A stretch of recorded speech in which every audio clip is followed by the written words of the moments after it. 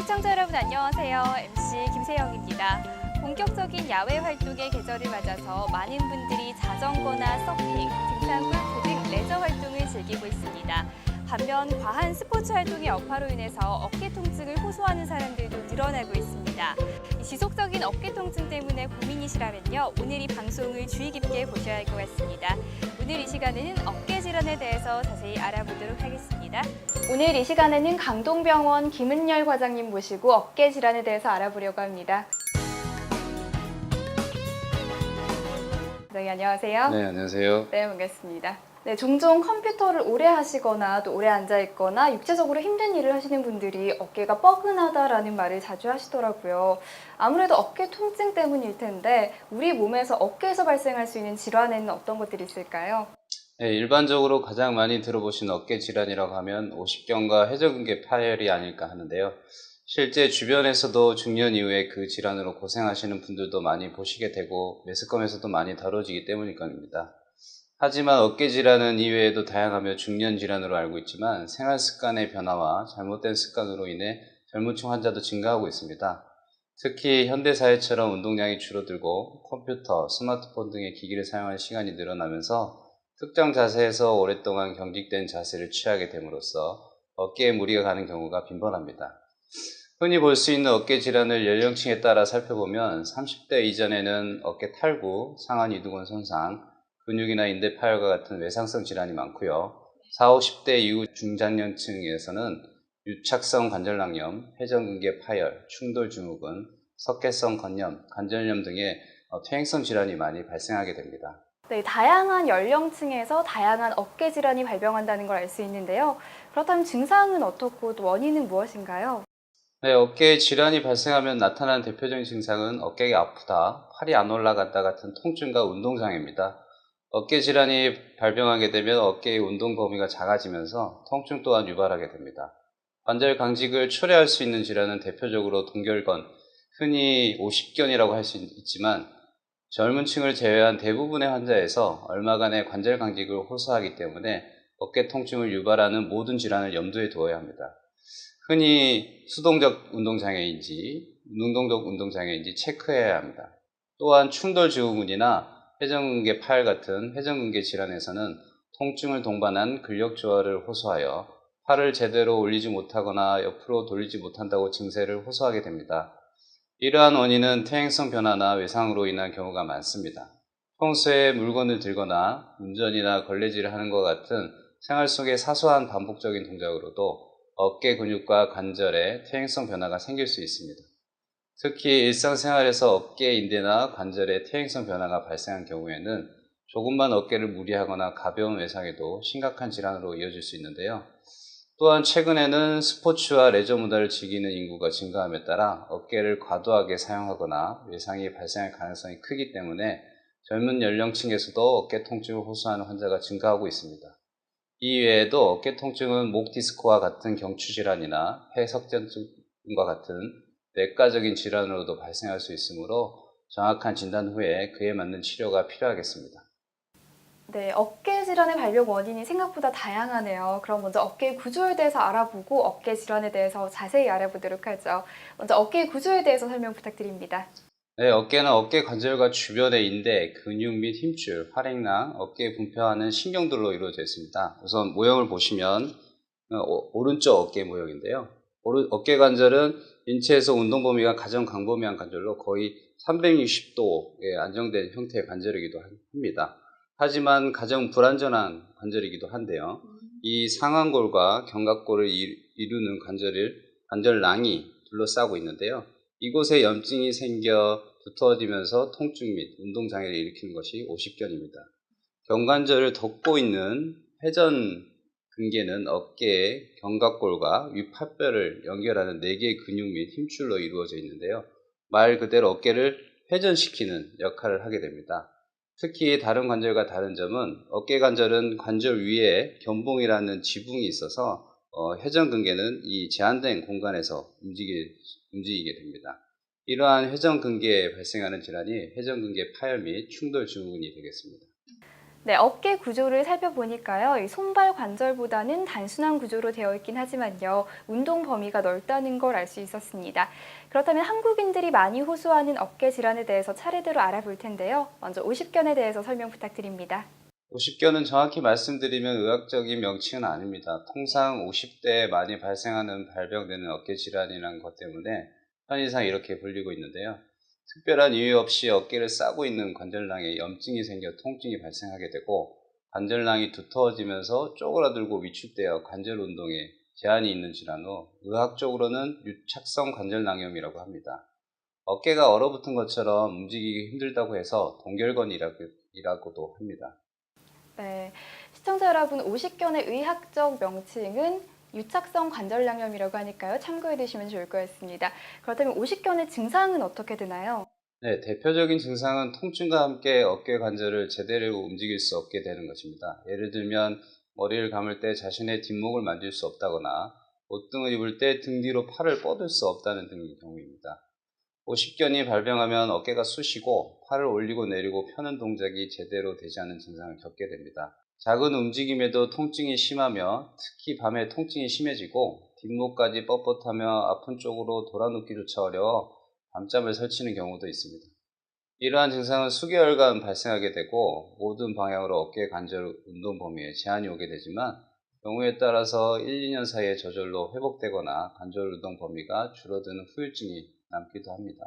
네, 어깨를 제대로 움직일 수 없고 극심한 통증까지 있다면 일상생활하기가 어려울 것 같아요. 그렇다면 발병 원인이 뭔가요? 오십견의 원인은 불분명합니다만 주로 50대 전후로 흔히 나타나는 질환으로 이유 없이 생기기 때문에 이유 없이 좋아집니다. 하지만 노화에 따른 어깨 관절의 퇴행성 변화와 운전, 컴퓨터 작업, 공부, 사무 등과 같이 한 자세를 오랫동안 유지해야 하는 생활 습관과 운동 부족 등이 어깨 통증을 발생시키고 나아가 오십견을 발생시키기도 합니다. 또한 심한 외상 또는 가벼운 외상 등에 의해서도 어깨가 굳어지는 원인이 될 수가 있습니다. 그중 특히 당뇨병이 있거나 여성의 경우 갑상선 항진, 저하증의 경우에도 발생 빈도가 높은데요. 이런 환자에게서는 어깨 양측에서 발생할 수 있습니다. 네, 이렇게 오십견의 발병 원인과 증상에 대해서 알아봤는데요. 오십견은 일상생활에서 느끼는 불편함이 크기 때문에 빨리 치료를 해야겠다는 생각이 듭니다. 그렇다면 오십견의 진단과 치료는 어떻게 하나요? 네, 오십견의 진단은 환자의 임상 증상이나 촉진, 간단한 운동범위 검사를 통한 진찰로 진단할 수 있습니다. 엑스레이 검사상으로는 이상이 발견되지 않은 경우가 많으므로 초음파나 MRI로 관절낭 상태와 염증을 확인해야 할 필요가 있습니다. 치료 방법으로는 약물 치료 및 주사 치료, 물리치료, 운동치료, 수술적 치료가 있는데 오십견의 원인에 따라 적절한 치료 방법을 선택해야 합니다.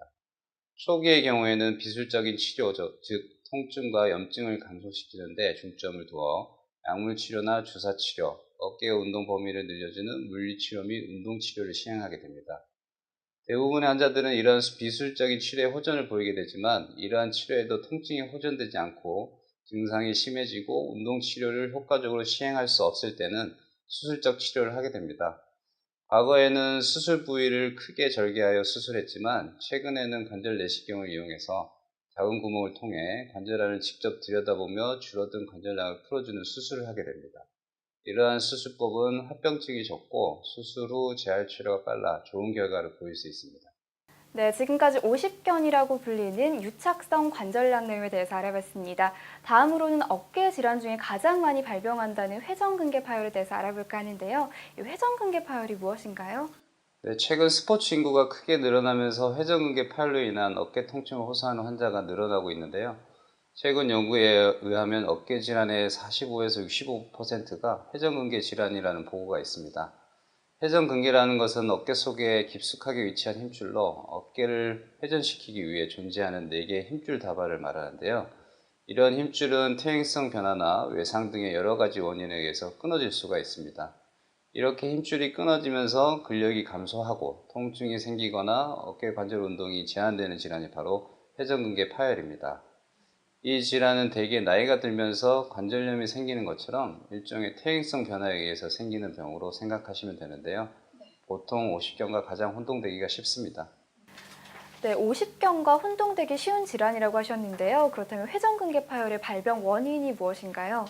네, 회전근개 파열은 반복적인 외상이나 퇴행성 변화로 힘줄이 약해진 부위에 힘을 가해지는 것이 가장 큰 원인이 될 수 있습니다. 젊었을 때 건강한 힘줄은 큰 힘이 가해져야 끊어질 수 있지만 퇴행성 변화로 약해진 힘줄은 일상생활의 가벼운 외상으로도 쉽게 끊어질 수가 있습니다. 그리고 다치거나 심한 운동을 한 후가 아니더라도 중년 이후에는 퇴행성으로 서서히 파열이 진행되는 경우가 많은데요. 하지만 최근에는 젊은 층에서도 무리한 운동으로 인해 힘줄이 파열되어 회전근개 파열이 발생하는 경우가 증가하고 있습니다. 네, 이렇게 과장님의 설명에 의하면요, 중장년층뿐만 아니라 젊은 층에서도 회전근개 파열 발병이 증가하고 있다고 하니까요, 여러분들도 젊다고 과신하시면 안 되겠습니다. 자, 그렇다면 회전근개 파열의 증상에는 어떤 것들이 있을까요? 네, 회전근개는 4개의 근육이 서로 협력하여 기능을 수행하기 때문에 하나가 부분적으로 파열돼도 어깨의 기능에는 이상이 없을 수도 있습니다. 다만 파열의 크기가 큰 경우에는 뚜렷한 증상이 나타나게 되는데요. 환자분들은 어깨가 아프다, 팔이 안 올라간다, 어깨에 힘이 없다라고 이야기를 하십니다. 회전근개 파열이 발생하게 되면 야간통이 심하고 팔 옆쪽이 아픈 경우가 많이 발생하게 됩니다. 특히 팔을 들거나 뻗을 때, 뒤를 돌리는 동작을 할 때 통증이 심해지는데요.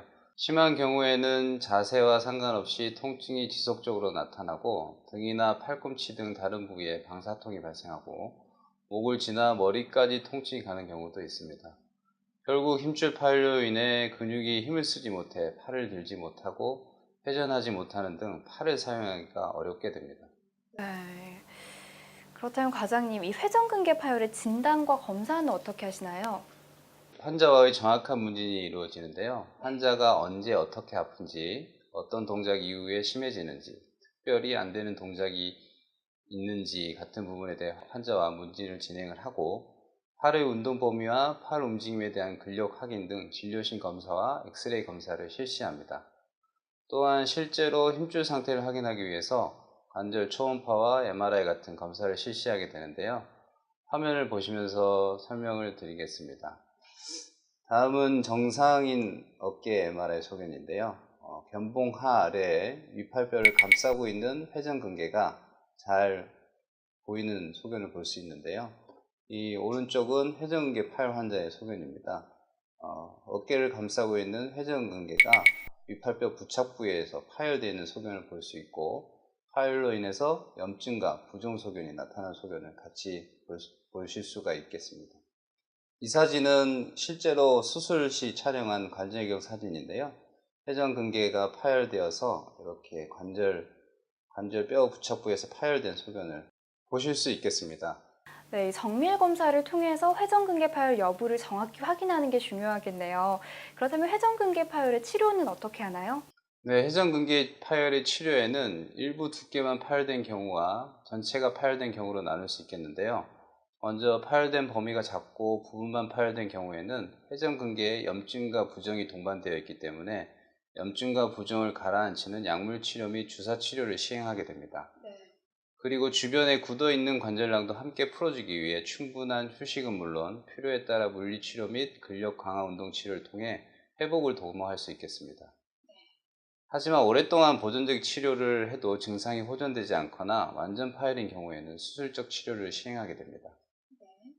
최근에는 대부분 관절경을 사용하여 수술하게 되는데요. 관절경 수술은 작은 3, 4개의 구멍을 관절경을 넣어 파열된 힘줄을 확인하고 파열된 부위를 원래대로 복원시켜주기 위해 그 힘줄을 제자리에 봉합하는 수술인데요. 이 수술을 하게 되면 개방해서 간헐적으로 수술하는 것보다 훨씬 더 좋은 시야를 유지할 수 있고 멀리까지 볼 수 있어서 정확한 봉합이 가능하게 되고 빠른 회복 및 작은 통증으로 인해 수술 후 빠른 재활 치료를 할 수 있습니다. 하지만 파열 모양과 병기에 따라 복원 정도가 달라질 수 있고 파열이 시간이 지나면 근육이 위축되어 원래 기능 회복이 어려울 수도 있습니다. 따라서 정확한 진단을 통해 적절한 수술적 치료 시기를 놓쳐서는 안 되겠습니다. 다음은 관절경을 통해 본 파열된 회전근개 봉합 과정인데요.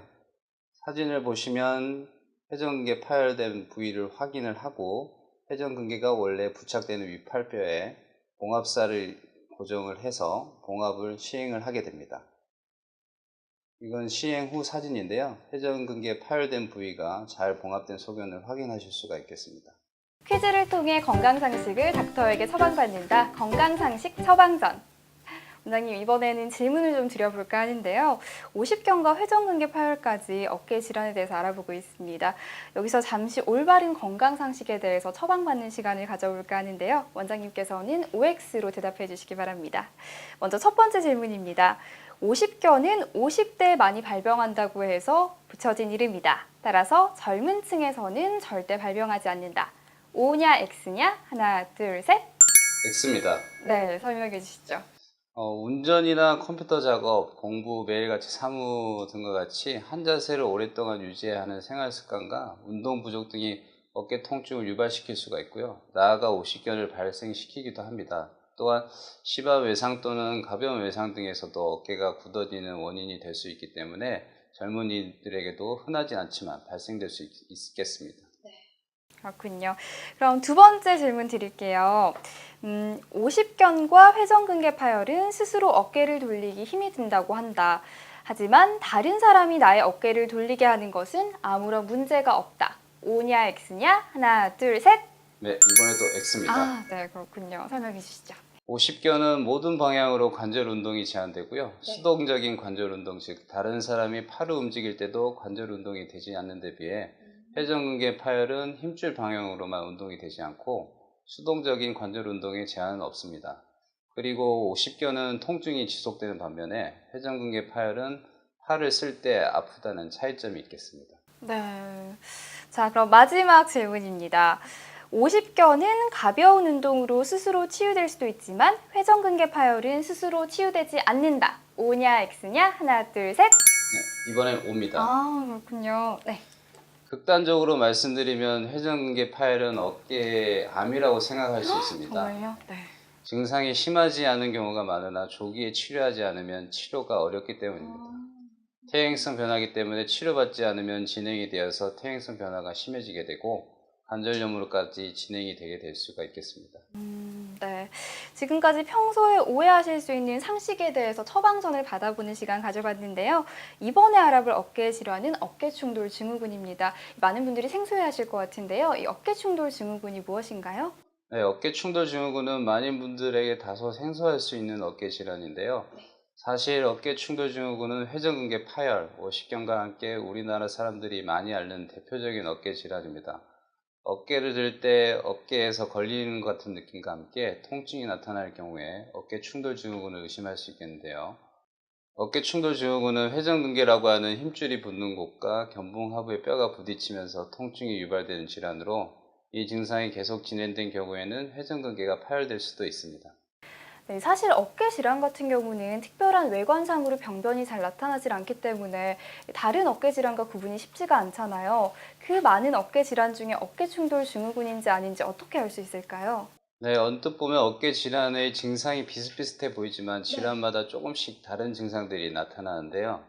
어깨 충돌 증후군의 경우 보통 팔을 머리 위로 들어 올리는 동작이나 팔을 회전시키는 동작을 할 때 통증이 생기게 됩니다.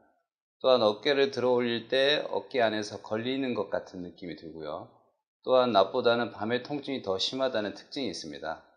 어깨 충돌 증후군은 감별 진단이 반드시 필요한 진단이기 때문에 MRI나 초음파 등의 검사를 통해 정확한 진단을 받으시는 것이 중요합니다.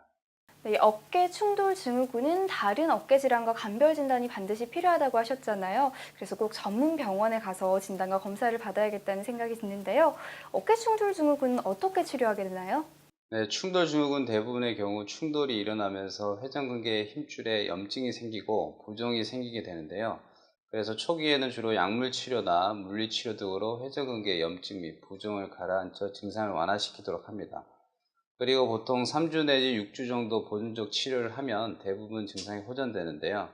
하지만 이런 치료에도 불구하고 일상생활에 불편을 초래할 정도로 통증이 지속된다면 수술적인 방법을 고려하지 않을 수 없습니다. 어깨 충돌 수술의 경우 대개 견봉 하부의 뼈가 자라나는 현상이 동반되기 때문에 관절 내시경을 통해서 견봉 하부의 돌출부를 깎아주는 견봉 송연술을 하게 되는데요. 동반된 점액낭염이 있으면 점액낭염을 제거하고 인대 파열이 있는 경우에는 봉합을 하게 됩니다. 이런 관절 내시경 수술은 큰 상처 없이 3-4개의 구멍을 통하여 이루어지므로 수술 후 재활 치료가 과거의 수술에 비해 빠를 수밖에 없습니다. 네, 그렇군요. 이 어깨 충돌 증후군의 치료까지 알아봤는데요. 이번에는 석회성 건염에 대해서 알아볼까 합니다. 이 석회성 건염이란 이름만 볼 때는요, 이 어깨에 석회성 물질이 생기는 것 같은데 맞나요? 네, 맞습니다. 석회성 건염은 쉽게 설명해서 염증과 더불어 어깨에 돌이 생겼다고 보시면 되는데요. 즉 다시 말하면 혈액 공급이 줄어들면서 어깨 회전근개 힘줄 안에 석회성 물질이 쌓여 심한 통증을 일으키는 질환을 석회성 건염이라고 합니다. 석회성 건염은 방사선 사진으로 힘줄 안에 석회성 물질을 확인하여 진단할 수 있는데요. MRI를 촬영할 경우 석회의 위치와 크기는 물론이고 회전근개 손상 정도까지 정확하게 파악할 수 있습니다. 네, 그렇다면 이 석회성 건염은 오랫동안 아팠다기보다는 갑자기 아픈 경우가 많은가요? 대부분 급성인 경우가 많은데요. 어깨 바로 아래쪽을 눌렀을 때 상당히 아프다거나 자기 팔을 앞이나 옆으로 들기 힘들고 어깨를 움직일 수 없을 정도로 통증이 갑자기 찾아온다면 석회성 건염을 의심할 수 있습니다. 네, 석회성 건염은 엑스레이나 MRI를 통해서만 확진할 수 있다고 하셨잖아요. 그래서 그 진단과 검사가 중요한 질환인 것 같습니다. 그렇다면 석회성 건염은 어떻게 치료하나요? 네, 석회성 건염의 치료는 수술적 방법과 비수술적 방법으로 구분지어 설명드릴 수 있는데요. 초기에는 심한 통증을 동반하기 때문에 이러한 통증 관리가 매우 중요합니다. 석회성 건염 초기 증상에는 약물 치료와 국소 주사 치료를 시행하게 됩니다. 하지만 석회와 덩어리가 아주 크거나 보존적 치료를 해도 어깨 통증이 호전되지 않을 경우에는 수술적 치료를 고려할 수 있겠는데요. 이 수술은 관절경을 이용하여 두세 개의 작은 상처를 통해 석회를 제거하고요. 석회 제거 시 발생되는 회전근개 결손부가 큰 경우에는 봉합을 하게 됩니다. 지금 보시는 사진은 석회성 건염 실제 치료 환자의 모습인데요. 방사선 사진을 보시면 회전근개에 이렇게 석회성 물질이 침착되어 있는 소견을 확인할 수 있습니다. 관절 내시경으로 보면 회전근개 안에 이렇게 치약 같은 물질이 제거하는 모습을 확인하실 수가 있고요. 그 이후에 방사선 사진으로 석회가 완전히 제거된 소견을 보실 수가 있겠습니다. 지금까지 어깨 질환에 대해서 알아봤는데요.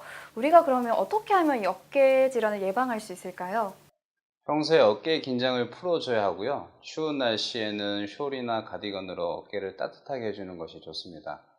요즘 다양한 운동을 즐기시는 분이 많은데 운동을 하기 전에 먼저 충분한 스트레칭으로 어깨 관절 근육을 잘 풀어줘야 합니다. 평소 어깨 질환을 예방하기 위해 꾸준한 어깨 스트레칭 운동을 하시고 운동 전에는 충분한 준비 운동으로 어깨에 무리가 가지 않도록 하십시오. 그리고 특히 구부정한 자세는 어깨에 좋지 않으므로 허리를 곧게 펴고 생활하시는 것이 좋겠습니다. 네, 그렇군요. 운동 전후에 충분히 스트레칭을 하라는 말씀이신데요. 마지막으로 시청자 여러분들께 당부의 말씀 부탁드리겠습니다.